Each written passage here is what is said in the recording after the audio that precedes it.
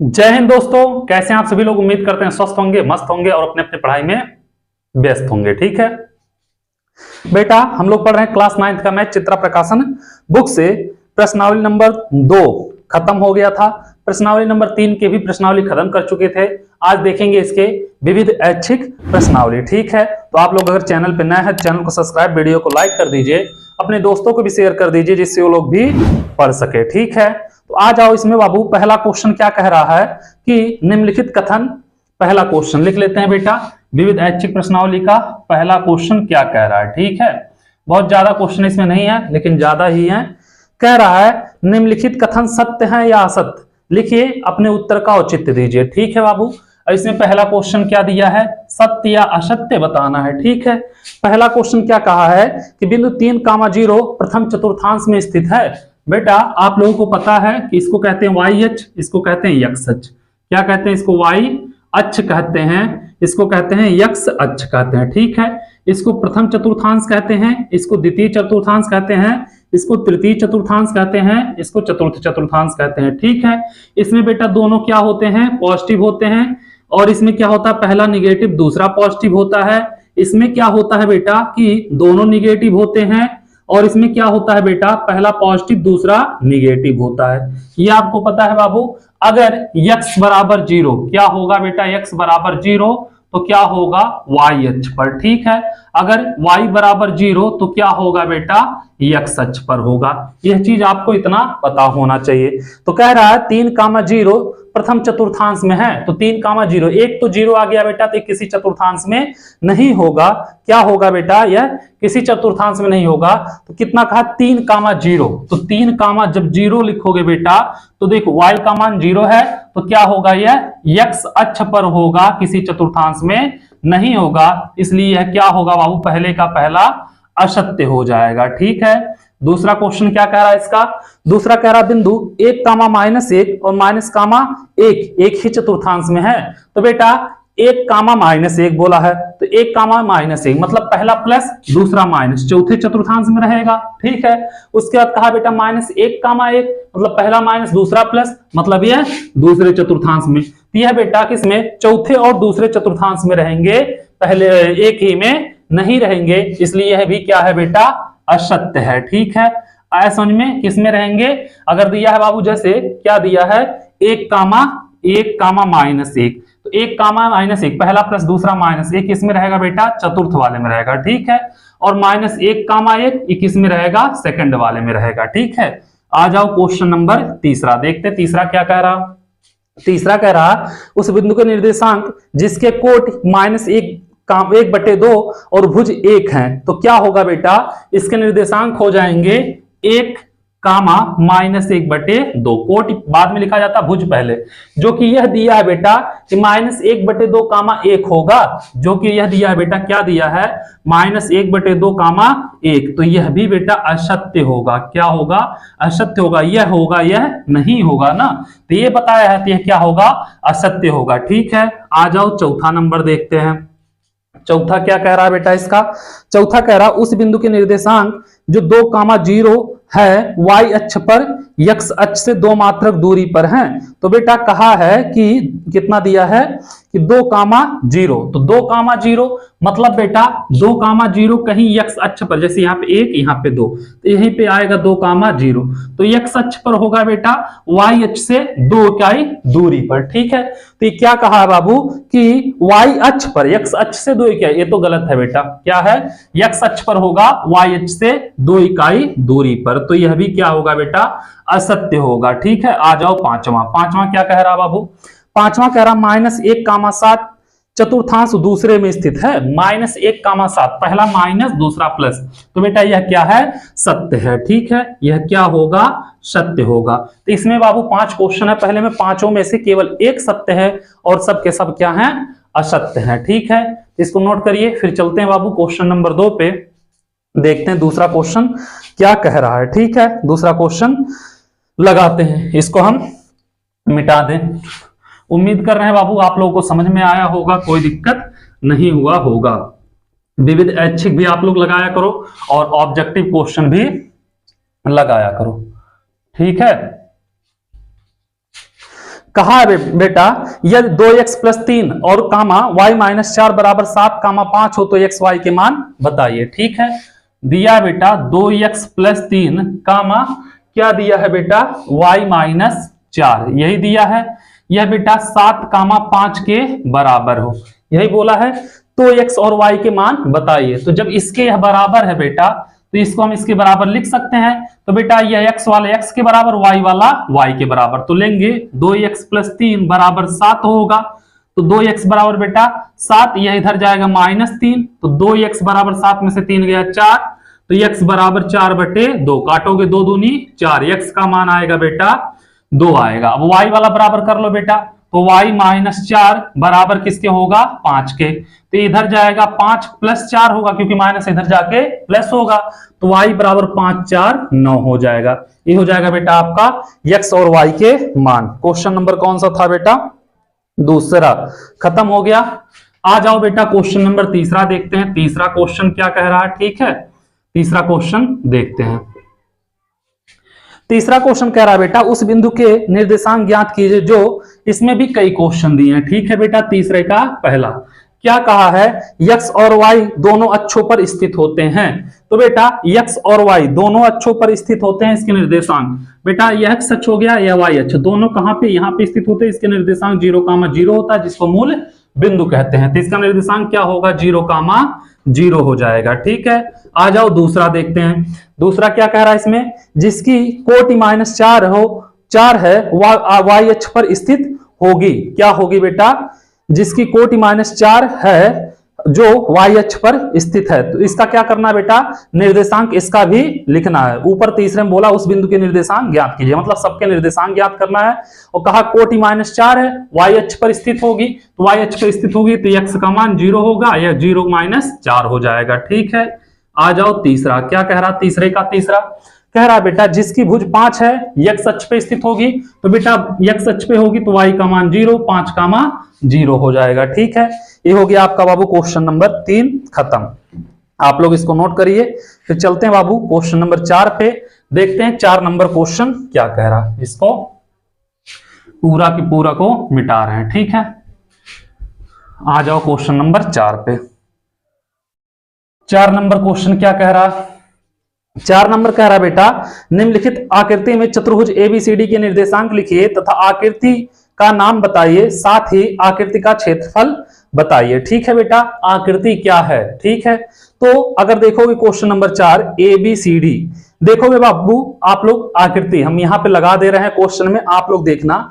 ए वाला जो बिंदु है बेटा x अक्ष पर कितना गया है, -2 गया है, और y पे ऊंचाई कितना गया है, 2 गया है। ठीक है, तो बिंदु ए के निर्देशांक हो जाएंगे बेटा -2,2। ठीक है, अब अगर बी वाले निर्देशांक देखोगे तो बी का देखोगे बेटा कितना, x अक्ष पर गया है -5 इकाई गया है, और y अक्ष पे गया है -3, तो कितना होगा बेटा -5, -3 हो जाएगा। ठीक है, सी वाला अगर देखोगे तो सी वाला कहां पे है, यहाँ पे है बेटा, तो x अक्ष पे 4 है और y पे नीचे -3 है, तो कितना होगा बेटा 4, -3। ठीक है, और d के देखोगे बेटा तो d का क्या है, इधर है, x पे 2 है और y पे 2 है, तो 2, 2 हो जाएंगे। ठीक है, आकृति अगर देखोगे बेटा कुछ ध्यान देना, y अक्ष x अक्ष ऐसे कुछ है, यहाँ पे ऐसे कुछ है बेटा, यहाँ पे ऐसे कुछ है, इसको यहाँ से मिलाया, यहाँ पे इसको ऐसे कुछ मिलाया है, इसको बोला है a, इसको बोला है बेटा b, इसको बोला है c, इसको बोला है d। ठीक है, अगर आकृति देखोगे बेटा तो यह क्या है, यह एक समलंब चतुर्भुज है। क्या है, लिख देना, यह एक क्या है, समलंब चतुर्भुज है। ठीक है, क्या है, समलंब चतुर्भुज है। ठीक है, यह एक समलंब चतुर्भुज हो जाएगा बेटा। ए का निर्देशांक हम लोग किताब से देख के निकाले, -2,2, और बी वाला बेटा कितना है, -5, कितना है, -3। सी वाला है बेटा 4, -3, और डी वाला कितना है 2, 2। ठीक है, अब समलंब चतुर्भुज का क्षेत्रफल क्या होता है बेटा, क्या होता है समलंब चतुर्भुज का क्षेत्रफल अगर देखा जाएगा तो समांतर भुजा का योग 1/2 गुणे समांतर भुजा, मतलब इसका योग और इसका योग और गुणे बीच में ऊंचाई। ठीक है, तो अगर देखोगे बेटा तो क्या होगा, इसका क्षेत्रफल अगर निकालोगे 1/2 समांतर भुजा का योग, मतलब क्या होगा बेटा, AD प्लस BC हो जाएगा। क्या होगा बेटा, समांतर भुजा का योग निकालोगे, AD और प्लस क्या होगा, BC, और ऊंचाई क्या होगा बेटा, इसकी ऊंचाई 1/2 गुणे AD कितना होगा बेटा, A से D तक की दूरी।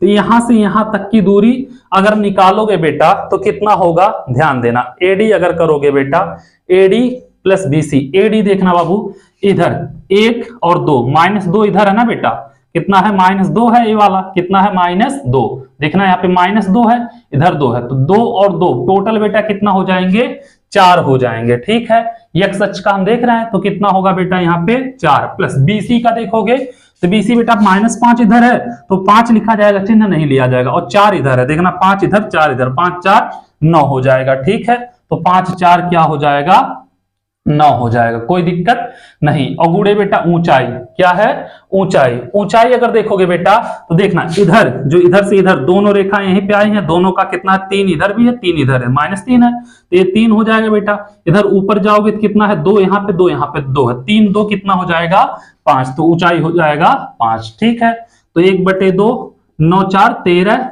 13 गुणे कितना होगा बेटा, 5 हो जाएगा, यही हो जाएगा ना। तो करोगे बाबू गुणा, तो 13 5 65/2, 32 दूनी 64, 32 कितना आएगा बेटा, 5 वर्ग सेंटीमीटर या सेंटीमीटर स्क्वायर, या सेंटीमीटर नहीं दिया होगा बेटा तो वर्ग इकाई, सेंटीमीटर नहीं दिया तो बेटा क्या होगा, वर्ग इकाई हो जाएगा इसका क्षेत्रफल। ठीक है, आप लोगों को यह फिगर देखना है तो देखने में पता चल रहा है, समलंब चतुर्भुज है, समलंब चतुर्भुज का क्षेत्रफल होता है 1/2 समांतर भुजा का योग गुणे ऊंचाई। ठीक है, तो बेटा इसकी लंबाई कैसे निकलेगी, देखना इधर 5 आया है तो 5, इधर 4 गया तो 4 जोड़ देंगे, 5 4 9, x वाला निकल जाएगा पूरा, क्योंकि ये पट है तो x अक्ष ही होगा, यह भी x होगा, तो 2 और 2 कितना हो जाएगा, 4, साइन नहीं देखना, चिन्ह नहीं देखना है। ठीक है, तो 4 तो कितना होगा बेटा, 9 और 4 जोड़ देंगे, 9 4 13। ऊंचाई देखेंगे बेटा तो 2 कदम इधर गया है और -3 कदम इधर गया है, तो 3 2 5 हो जाएगा। ठीक है, ये हो गया आपका क्वेश्चन नंबर 4 का आंसर। ठीक है, चलो इसको नोट करो, फिर चलते हैं बाबू क्वेश्चन नंबर 5 पे, देखते हैं क्वेश्चन नंबर 5 क्या कह रहा, इसको हम मिटा रहे हैं। ठीक है,